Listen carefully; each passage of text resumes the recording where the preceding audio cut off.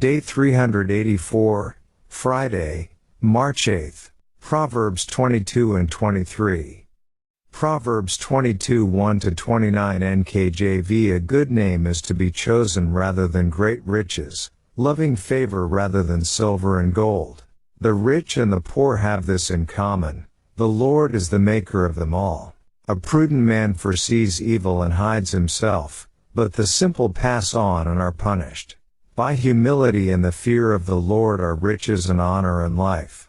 Thorns and snares are in the way of the perverse. He who guards his soul will be far from them. Train up a child in the way he should go, and when he is old he will not depart from it. The rich rules over the poor, and the borrower is servant to the lender. He who sows iniquity will reap sorrow, and the rod of his anger will fail. He who has a generous eye will be blessed, for he gives of his bread to the poor. Cast out the scoffer, and contention will leave. Yes, strife and reproach will cease. He who loves purity of heart and has grace on his lips, the king will be his friend. The eyes of the Lord preserve knowledge, but he overthrows the words of the faithless.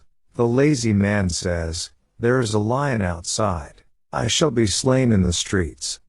The mouth of an immoral woman is a deep pit. He who is abhorred by the Lord will fall there. Foolishness is bound up in the heart of a child. The rod of correction will drive it far from him. He who oppresses the poor to increase his riches, and he who gives to the rich, will surely come to poverty. Incline your ear and hear the words of the wise, and apply your heart to my knowledge, for it is a pleasant thing if you keep them within you. Let them all be fixed upon your lips, so that your trust may be in the Lord. I have instructed you today, even you. Have I not written to you excellent things of counsels and knowledge, that I may make you know the certainty of the words of truth, that you may answer words of truth to those who send to you? Do not rob the poor because he is poor, nor oppress the afflicted at the gate, for the Lord will plead their cause, and plunder the soul of those who plunder them. Make no friendship with an angry man, and with a furious man do not go, lest you learn his ways and set a snare for your soul. Do not be one of those who shakes hands in a pledge, one of those who is surety for debts. If you have nothing with which to pay, why should he take away your bed from under you? Do not remove the ancient landmark which your fathers have set. Do you see a man who excels in his work? He will stand before kings. He will not stand before unknown men. Proverbs 23 1-35 NKJV. When you sit down to eat with a ruler, consider carefully what is before you, and put a knife to your throat if you are a man given to appetite. Do not desire his delicacies, for they are deceptive food. Do not overwork to be rich, because of your own understanding. Cease. Will you set your eyes on that which is not? For riches certainly make themselves wings. They fly away like an eagle toward heaven. Do not eat the bread of a miser, nor desire his delicacies. For as he thinks in his heart, so is he. Eat and drink. He says to you, but his heart is not with you. The morsel you have eaten, you will vomit up, and waste your pleasant words. Do not speak in the hearing of a fool, for he will despise the wisdom of your words. Do not remove the ancient landmark, nor enter the fields of the fatherless, for their Redeemer is mighty. He will plead their cause against you. Apply your heart to instruction, and your ears to words of knowledge. Do not withhold correction from a child, for if you beat him with a rod, he will not die. You shall beat him with a rod, and deliver his soul from hell. My son, if your heart is wise, my heart will rejoice. Indeed, I myself, yes, my inmost being will rejoice when your lips speak right things. Do not let your heart envy sinners, but be zealous for the fear of the Lord all the day, for surely there is a hereafter, and your hope will not be cut off. Hear, my son, and be wise, and guide your heart in the way. Do not mix with wine-bibbers, or with gluttonous eaters of meat, for the drunkard and the glutton will come to poverty, and drowsiness will clothe a man with rags. Listen to your father who begot you, and do not despise your mother when she is old. Buy the truth, and do not sell it, also wisdom and instruction and understanding. The father of the righteous will greatly rejoice, and he who begets a wise child will delight in him. Let your father and your mother be glad, and let her who bore you rejoice. My son, give me your heart, and let your eyes observe my ways. For a harlot is a deep pit, and a seductress is a narrow well. She also lies in wait as for a victim, and increases the unfaithful among men. Who has woe? Who has sorrow? Who has contentions? Who has complaints? Who has wounds without cause? Who has redness of eyes? Those who linger long at the wine, those who go in search of mixed wine. Do not look on the wine when it is red, when it sparkles in the cup, when it swirls around smoothly. At the last it bites like a serpent, and stings like a viper. Your eyes will see strange things, and your heart will utter perverse things. Yes, you will be like one who lies down in the midst of the sea, or like one who lies at the top of the mast, saying, They have struck me, but I was not hurt. They have beaten me, but I did not feel it. When shall I awake, that I may seek another drink? Daily Deep Dive. The UCG reading program states, 51. A good name, Proverbs 22:1, type, individual proverb, NAC. 52. Wealth, poverty and a prudent life, Proverbs 22:2-5, type, parallel. The structure of this text is as follows. A. Rich and poor are equal before Yahweh. V. 2. B. Prudence and folly in the face of danger. V. 3. A. Riches come from fear for Yahweh. V. 4. B. Prudence and folly in the face of danger. V. 5. On the surface VV. 3. 5 both simply state that the wise see and avoid trouble but the ignorant or headstrong plunge into it. In the context of VV.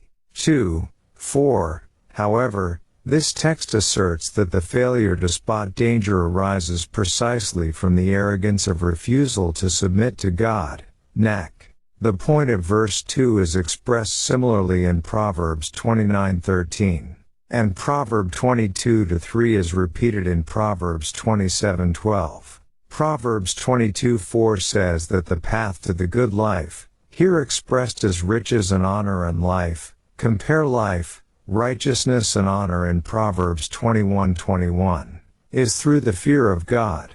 True riches, of course, does not primarily mean material wealth in the here and now.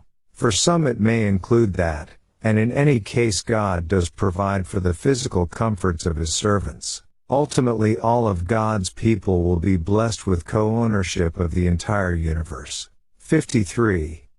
Various Proverbs, Proverbs 22:6-16, type, inclusio, verse 6 and 15, on disciplining children, in parallel with VV. 7 and 16, on wealth and poverty, form an inclusio for this text of various Proverbs.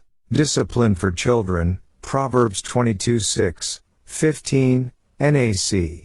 The following is from the sidebar titled Proverbs and Proper Training in our free booklet Marriage and Family. The missing dimension. One verse we should consider in dealing with our children is Proverbs 22:6. It appears in the New King James Version as, Train up a child in the way he should go, and when he is old, he will not depart from it.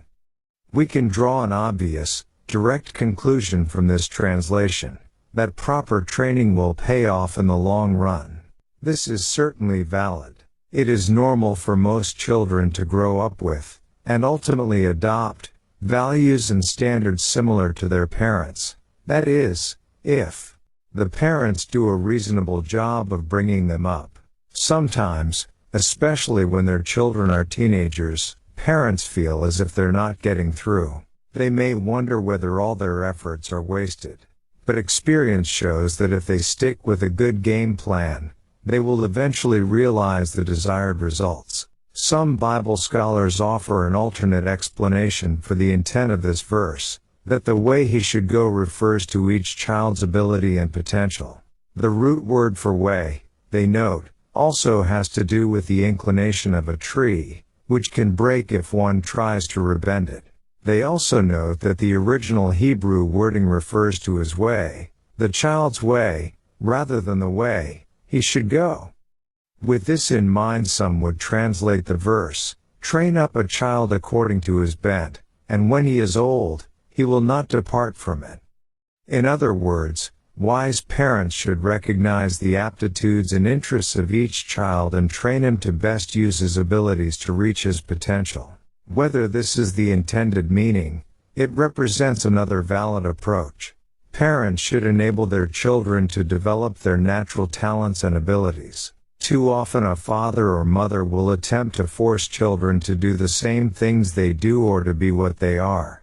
Sometimes parents want to live vicariously through their children as they push them to achieve what they wanted to do but couldn't. We need to recognize our children's distinct God-given abilities, then work to help them fulfill their potential. Still others understand the latter translation to mean that if we train up a child in his own way, that is, through continually allowing him to do whatever he wants and to always get his own way, that he will be stuck in that wrong way of thinking and living for the rest of his life.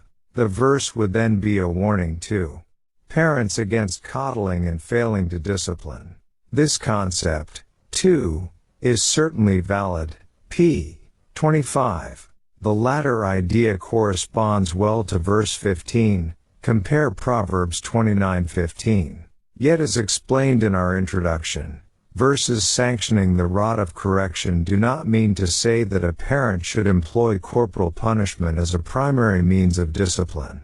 Reaping what you sow, Proverbs 22:8-9, NAC. This important principle, the negative side of which is given in verse 8, is expressed similarly elsewhere in Scripture, Hosea 8:7, Galatians 6:7-8, compare Job 4:8, where this true principle was misapplied to Job. On the positive side, Proverbs 22:9 in this context corresponds to 2 Corinthians 9:6-11. Words and what comes of them, Proverbs 22:10-14. 5 character types here represent 5 ways speech can be used. The mocker engenders quarrels. v. 10. The pure impresses even a king. v. 11. The liar, or faithless person speaking contrary to true knowledge, is undone by God. v. 12. The shiftless produces only a stream of improbable excuses. v. 13. And the prostitute, or immoral woman, uses language for seduction and entrapment. v. 14. NAC. The latter hearkening back to warnings in the prologue of Proverbs, where an immoral woman also represents folly in a more general sense. Compare Proverbs 2:16, Proverbs 9:13-18. See also Proverbs 23:27-28. The mocker or scoffer, Proverbs 22:10, creates an uncomfortable environment for everyone around him and is also a bad influence on others. If he will not reform, expulsion from the community, a congregation, club or workplace in a modern context, is the recommended course. This will bring peace to the rest of the group, serve as a warning to others against such behavior, and possibly help the offender himself to realize the magnitude of his problem, resulting in repentance. Verse 11 implies that deception and flattery get one only so far in achieving a position of trust. Eventually such a person will be revealed for what he is. A decent, honest person will be trusted for his record of integrity. Haman and Mordecai in the book of Esther exemplify this well. Verse 13, similarly expressed in Proverbs 26:13, gives some comic relief, illustrating, as noted above, how lazy people invent excuses to avoid doing whatever needs to be done. Creditor and debtor, Proverbs 22:7, Proverbs 22:16, NAC. Verse 7 observes that debt can be a form of slavery. In fact, failure to repay debt in ancient Israel could obligate a person to suffer indentured servitude. This is part of the reason other verses caution against becoming surety for others. Verse 7th of may bear on the meaning of verse 16.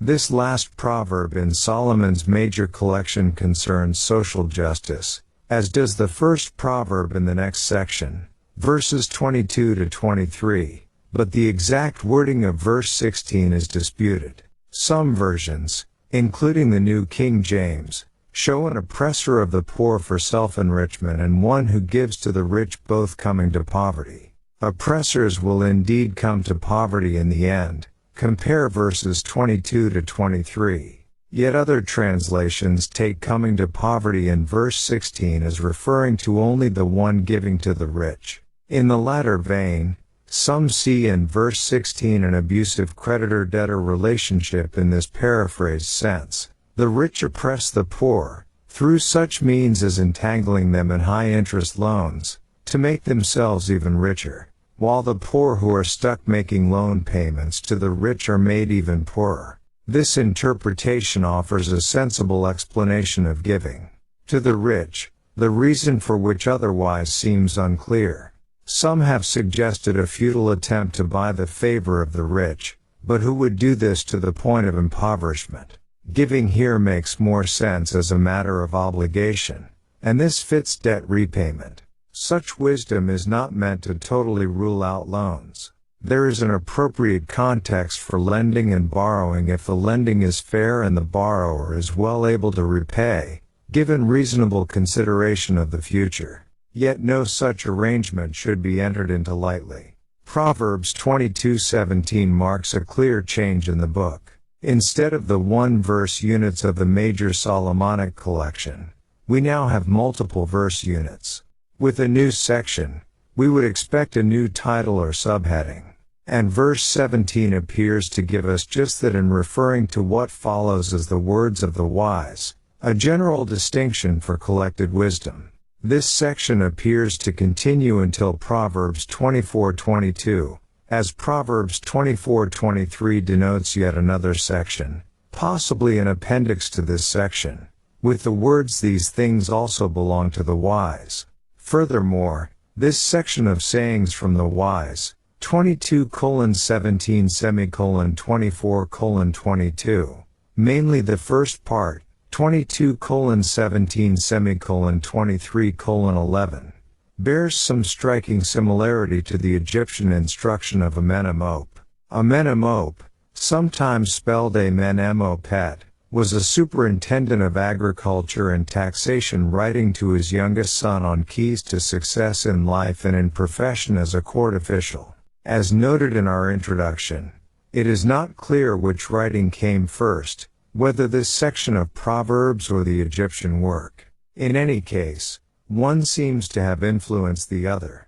We will note some similarities along the way. In doing so, we should realize that the Egyptian wisdom text, mired in pagan references, is not inspired literature, as is the book of Proverbs. Nevertheless, the Egyptian text helps to demonstrate the ancient provenance of the biblical book as well as the relationship between Israelite wisdom and that of the wider region, just as the Bible describes of Solomon. See 1 Kings 4:29-34. The introductory call to attention in Proverbs 22:17-21 is laid out with the exhortation to learn and pass on the teaching. v. 17, followed by three motivations. 1. There will be a pleasing store of wisdom. v. 18. 2. There will be a deeper trust in the Lord, a distinctively Israelite aspect of wisdom literature. v. 19. And 3. It will build reliability, he will grasp the truth. v. 20. And see himself as a special envoy to keep wisdom in his heart and on his lips. v. 21. Expositor's Bible Commentary, note on verses 17-21. The latter point here is stated in verse 21 this way, that I may make you know the certainty of the words of truth, that you may answer words of truth to those who send to you, or to him who sent you. NIV. Likewise the purpose of a menemope is, to know how to refute the accusation of, or to return an answer to, the one who made it, and to send back a reply to the one who wrote, or to the one who sent you, to set one straight on the paths of life. Intro, 1-5-7, William Simpson, editor, The Literature of Ancient Egypt, an anthology of stories, instructions, and poetry, 1973, p. 242. Within brackets here are alternate translations as footnoted in the cited source. The complete instruction of a menemope, same translation but without footnotes, can be found here. In verse 20, excellent things in the KJV and NKJV is apparently incorrect. The Hebrew word here, difficult because of the uniqueness of form, is SHLSHWM, consonants only, which some take to be a poetic or plural form of three, SHLSH, or third, shlishi. Most scholars, though, amend the text or consider the word another form of 30, shloshim or shloshim.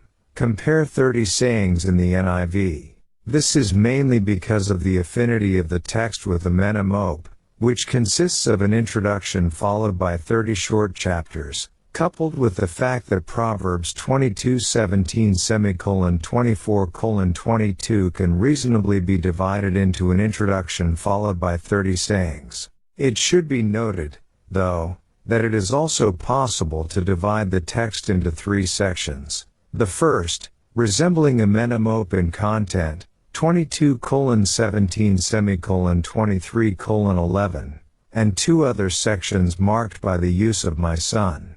Some claim that third is meant to introduce the third section of the book, following the prologue, Proverbs 1:9, and Solomon's major collection, 10-1, 22:16. Still, 30 seems reasonable. Note the following apparent divisions, which should not be considered definitive. Others group them slightly differently. Most of the 30 subject titles are from expositors. We start, then, with 10 sayings about wealth and station, 22:22, 23:11. Saying 1, treatment of the poor, Proverbs 22:22-23. Personal prosperity must not come through the mistreatment of others. This first saying forms an inclusio with the 10th saying, Proverbs 23:10-11, in that both warn against plundering the poor with the threat that God will plead their cause, acting as their avenger. A menemope makes numerous statements against dishonest gain and expresses special divine concern for treatment of the poor and downtrodden, saying, beware of stealing from a miserable, i.e., poor, man, and of raging against the cripple, or the weak, chap. 2, 4-5, and God loves him who cares for the poor, more than him who respects the wealthy, chap. 28, 26-4-5. Saying 2, dangerous associations, Proverbs 22-2425. Friendship with a hothead is a bad idea. This concept is found throughout the instruction of a menemope. Indeed, the contrast between the intemperate, hot-headed man and the tranquil, truly silent man is one of the main themes in the text. Simpson, p. 241. Note, for example, do not fraternize with the hot-tempered man, nor approach him to converse. Chap. 9, 11:13-14. Saying 3, rash vows, Proverbs 22:26-27. We mustn't be too quick to make deals, particularly when it comes to standing surety for others, as we've seen in other verses. Compare Proverbs 6:1-5, Proverbs 11:15, Proverbs 17:18, Proverbs 20:16. We could lose everything. One's bed here meaning his last possession, such as today speaking of the kitchen sink or the shirt off one's back. There is no parallel to this in the Egyptian material. Saying 4. Respect for property, Proverbs 22:28. As expositors notes on this verse, the sage warns against appropriating someone else's property. See also Amenemope, chap. 6, 7:12-13. Do not displace the surveyor's marker on the boundaries of arable land, nor alter the position of the measuring line. Do not be greedy for a plot of land. See Deuteronomy 19:14, Deuteronomy 27:17, Hosea 5:10. The boundaries were sacred because God owned the land and had given it to the fathers as their inheritance. To extend one's land at another's expense was a major violation of covenant and oath. Of course, property disputes and wars ancient and modern arise because both sides can point to times when their ancestors owned the land. A specification of this point is made in the 10th saying, Proverbs 23:10-11. Saying 5. Benefits of skill, Proverbs 22:29. A person skilled in his work will be recognized and rewarded with advancement. Those who are the best at what they do will rise to the top, working even for rulers. Of course, as with other proverbs, this is a general principle. Other factors will bear on actual experience. The instruction of Amenemope says, as to a scribe who is experienced, skilled through practice, in his position, he will find himself worthy of being a courtier, i.e., one in attendance at a royal court. Chap. 30, 27:16-17. Saying 6. Caution before rulers, Proverbs 23:1-3. The previous saying spoke of promotion to standing before kings. The current saying gives a caution about being in such a position. Here a courtier at a banquet is told to keep his eyes on what's in front of him. This may literally mean not staring about the table or at the ruler with a view to feasting, though it could be a metaphor for keeping in mind what's really going on. Put a knife to your throat in this context means curb your appetite or control yourself. The instruction here was perhaps a point of proper etiquette at court in ancient times, but the reason given goes beyond that. Deceptive food here probably implies more than the fact that too much rich food can make you ill. A ruler often draws a person in because he has ulterior motives. The ruler's food may be deceptive it is not what it seems. So the warning is not to indulge in his impressive feast. The ruler wants something from you or is observing you.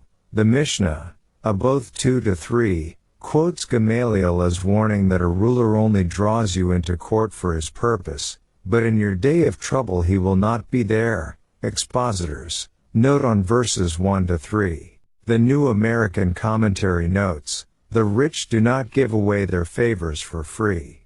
They want something in return, and it is generally much more than what they have invested. One can lose one's own soul in the exchange. As noted in our introduction, there is correspondence here to both the Egyptian instruction of Ptahhotep and Amenemope. Quoting from Ptahhotep in Wilson's translation, if you are one of the guests at the table of one who is greater than you, accept what he gives when it is set before you. Look at what is before you and do not pierce him with much staring, for to annoy him is an abomination of the spirit. Do not speak to him until he calls, for no one knows what may be displeasing. Maxim 7, 6:13 7-3, p. 162. And from Amenemope, as translated by Trevor Longman, How to Read Proverbs. Do not eat in the presence of an official and then set your mouth before him. If you are sated, pretend to chew. Content yourself with your saliva. Look at the bowl that is before you, and let it serve your needs. An official is great in his office, as well as rich in drawings of water. Chap. 23, 13-20, p. 75. The eighth saying, Proverbs 23:6-8, also speaks of avoiding delicacies in certain company. Saying 7, fleeting wealth, Proverbs 23:4-5. This saying about not striving too hard after wealth, because of its fleeting nature, is the closest in correspondence between the book of Proverbs and the instruction of Amenemope, and perhaps best illustrates the influence of one work on the other. Note especially the end of this saying in Amenemope: do not set your heart on seeking riches, do not exert yourself to seek out excess, and your wealth will prosper for you, or your own property is good enough for you. If riches come to you by theft, they will not spend the night with you. As soon as day breaks, they will not be in your household. Although their places can be seen, they are not there. When the earth opens up its mouth, it levels him, or them, and swallows him, or them, up, and it drowns him, or them, in the deep. They have made for themselves a great hole which suits them, i.e., is as large as they are, and they have sunk themselves in the tomb, or they have made themselves wings like geese, and they fly up to the sky. Chap. 7, 9:10 10-5. So very true, and thus it's foolish to be slave to this pursuit. See also Luke 12:20, 1 Timothy 6:7-10. Saying 8, unpleasant hospitality, Proverbs 23:6-8. These verses show the worthlessness of cultivating friendship with a stingy person. The word for miser here literally means one who has an evil eye, in contrast to the generous person, literally he who has a good eye, in Proverbs 22:9. In Proverbs 23:6 we see repeated the phrase from saying 6, Proverbs 23:3, that we not desire such a person's delicacies. A stingy person offering you anything has nothing to do with kindness toward you. He clearly must be using you. Your attempts at friendship are therefore wasted effort. This specific lesson is not related in the Egyptian literature. Some attempt to use the first colon of verse 7 as an example of you are what you think, in the context of the power of positive thinking. Yet, as scholars acknowledge, the Hebrew here is difficult and probably should not be translated the way it is written in the King James and New King James versions. In any case, there is nothing at all positive about the context here, as it concerns the deceitful intentions of the miser. Saying 9, wisdom wasted on a fool, Proverbs 23:9. This verse is related to the former saying in the sense of telling a person something being wasted effort. The wording here does not mean we should never say anything in a fool's presence. It is a caution to be sparing. Why take time for a lengthy explanation when you know the person won't care what you say? As Jesus told us, we should not cast our pearls before swine, Matthew 7:6. In this there is no specific connection to Egyptian literature, but the general concept was there that a fool rejected discipline and instruction, often scorning the teacher who tried to change him. Expositors, note on verse 9. Saying 10, respect the poor's property, Proverbs 23:1011. This is the closing frame of the inclusio opened in the first saying, Proverbs 22:22-23. Warning against stealing from the lowly with the threat of God acting as their advocate, redeemer and avenger. In this case the mistreatment of the poor, here the fatherless, is perpetrated through removing ancient boundary markers to take possession of their fields. Saying 4, Proverbs 22:28, explicitly concerns not removing such boundary markers. And regarding it we noted corresponding verses in Amenemope. As we do here again, do not displace the surveyor's marker on the boundaries of arable land, nor alter the position of the measuring line. Do not be greedy for a plot of land. Chap. 6, 7:12-13. Moreover, Amenemope continues in the next line, nor overturn the boundaries of a widow, 7:14, tying in more closely with this 10th saying in Proverbs. Continuing in the Egyptian text, consequences for taking over the fields of others are warned of immediately following. To one who has done this on earth, pay attention, for he is a weak enemy, he is an enemy overturned inside himself. Life is taken from his eye, his household is hostile to the community, His storerooms are toppled over, his property taken from his children, and to someone else's possessions given. Take care not to topple over the boundary marks of the arable land, not fearing that you will be brought to court. Man propitiates God by the might of the Lord when he sets straight the boundaries of the arable land. Desire, then, to make yourself prosper, and take care for the Lord of all. Do not trample on the furrow of someone else. Their good order will be profitable for you. 8:1-16. With the 10th saying of the wise, the close correspondence with the Egyptian text ceases. Saying 11. Attend to learning. Proverbs 23:12. Some see this verse as a call to attention to hear the instruction in the next verse or in this section, which is cast as parental instruction. Yet this imperative likely applies to instruction generally throughout one's whole life. Saying 12. Necessity of discipline. Proverbs 23:13-14. As with other such verses, this one establishes the need for parental discipline but does not mandate the rod as a first recourse. Yet it does reassure parents that this can be an acceptable means of correction.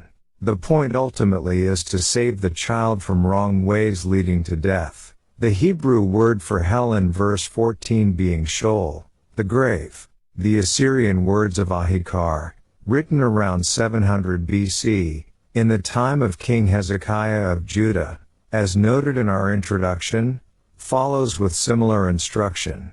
Spare not your son from the rod, otherwise, can you save him?